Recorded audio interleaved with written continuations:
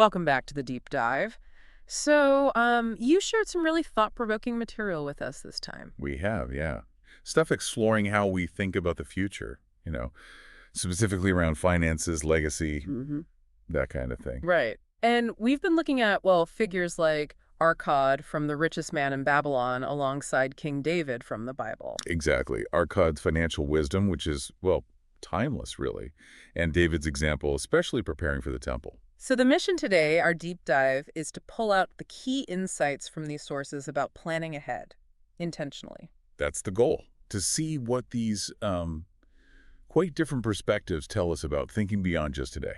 And what strikes me is how these ancient ideas, I mean, they're really old, still connect so strongly to modern concerns like saving for retirement or the impact we want to leave behind. It's quite surprising, isn't it, that connection holds up? Okay, so let's dive in. This idea of visionary planning, looking further out. Yeah, let's start with Arkad. The key thing about him is that long-term foresight. He wasn't just, enjoying his wealth now. He was thinking ahead. Definitely. Thinking about his family's security down the road, his Yeah. own retirement, and, well, the legacy he'd eventually leave. Mm-hmm. There's that quote, Arkad teaches that wealth building is not merely about enjoying today, but protecting and blessing tomorrow. That sums it up nicely. It really does frame it. And then you contrast that or maybe compare it with King David. He wasn't actually going to build the temple himself, was he? No, that was destined for his son Solomon. But he didn't just sit back. Not at all. Hmm. If you look at 1 Chronicles chapters 28, 29, Mm-hmm. it details all his proactive work. Like what specifically? Well, gathering just huge amounts of materials, finding skilled craftsmen, and even giving a lot from his own personal treasury. Wow, his own money, too. Yes, significant amounts. And all for this project he knew, absolutely knew, he wouldn't finish himself.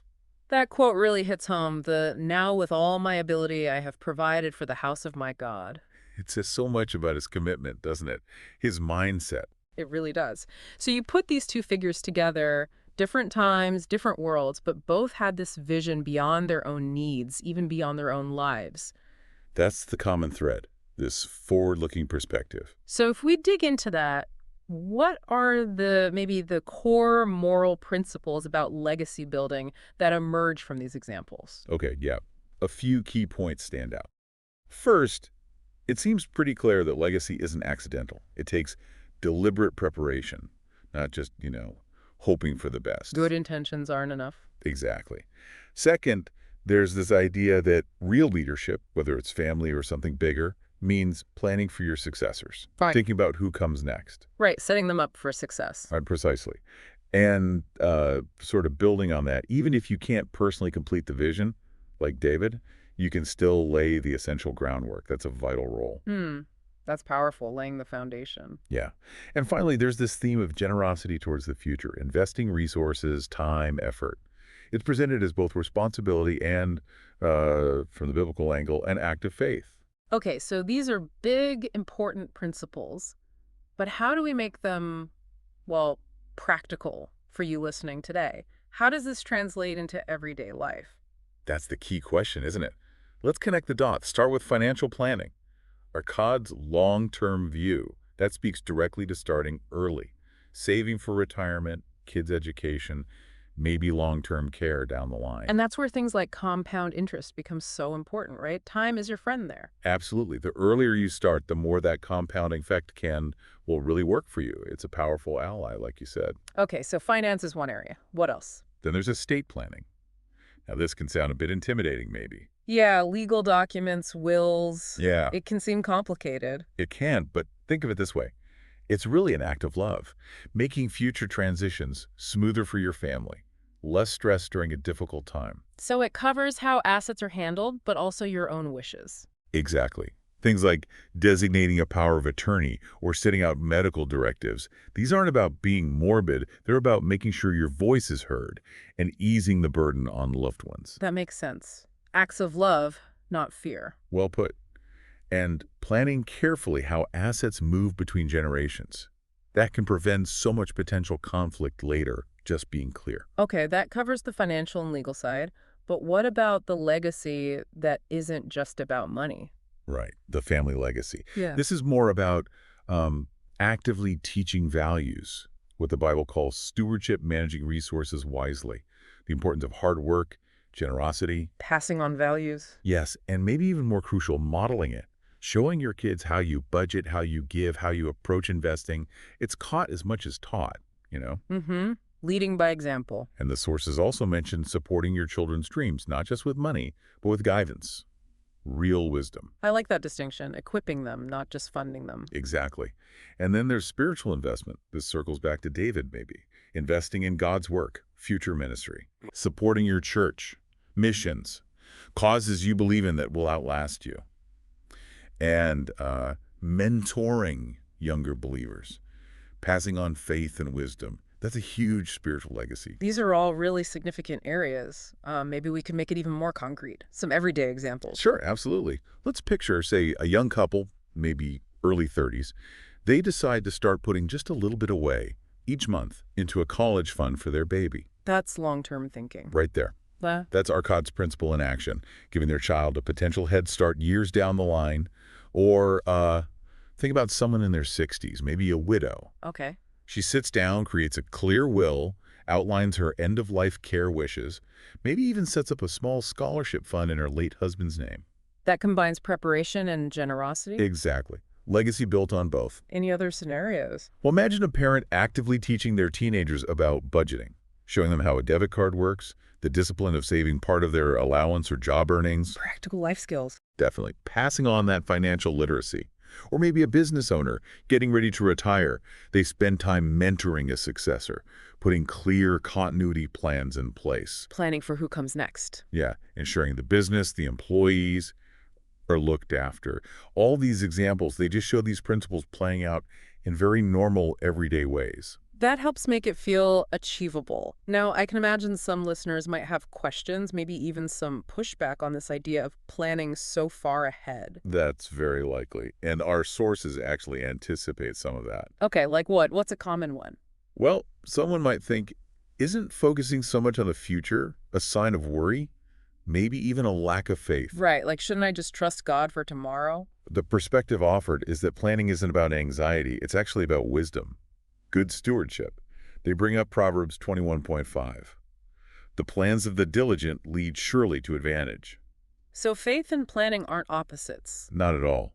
The idea is that faith includes being responsible with what you have and thinking prudently about the future. That's a really helpful clarification. Okay, what's another potential concern? Someone might feel, well, this is all fine, but I don't really have much to leave behind. Not a lot of money or assets. Yeah, does this only apply if you're wealthy? Not according to these sources. The message is really encouraging. Legacy goes way beyond money.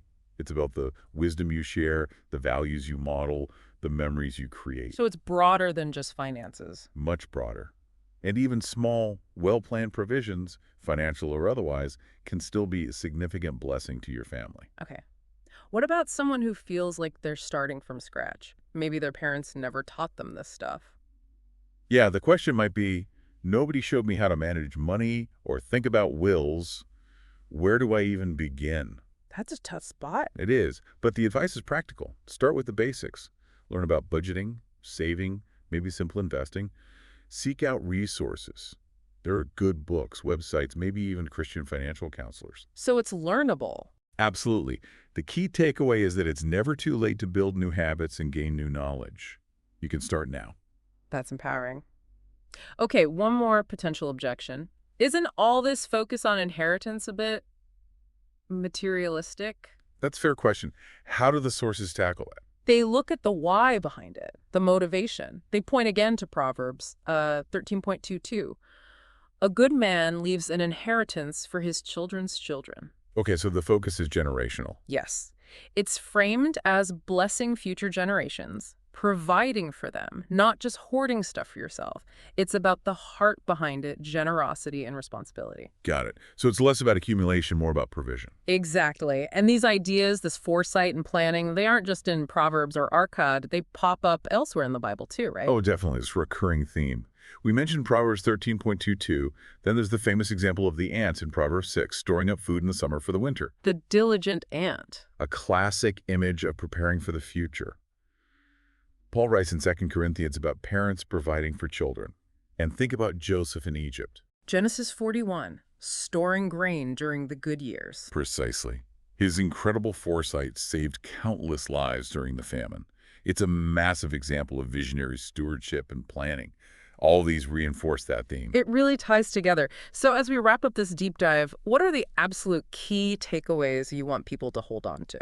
Okay, let's boil it down. First, legacy is intentional. It doesn't just happen, you build it on purpose. Right. Not accidental. Second, God seems to honor wise preparation for the future.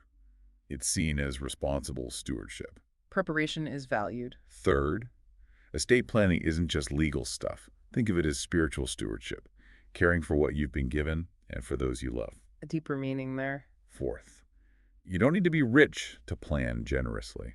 Legacy is broader than just money. Accessible to everyone. And maybe the most important, model what you hope to see replicated. Your actions, your values, that's the most powerful legacy. Live the legacy you want to leave. You could put it that way, yeah. So when you pull it all together, this idea of planning for the future, financially, for your family, spiritually, it's not just practical. It feels like a really responsible, meaningful way to live, drawing on wisdom that's, well, truly ancient, but also timeless. It really does. Which brings us to a final thought for you, listening right now. Okay. Just consider this. What's one small, tangible step you could take, maybe even this week, to be a bit more intentional about your own long-term vision, your legacy, whatever your current situation looks like? One small step. Yeah, just something to think about. What could that one step be for you?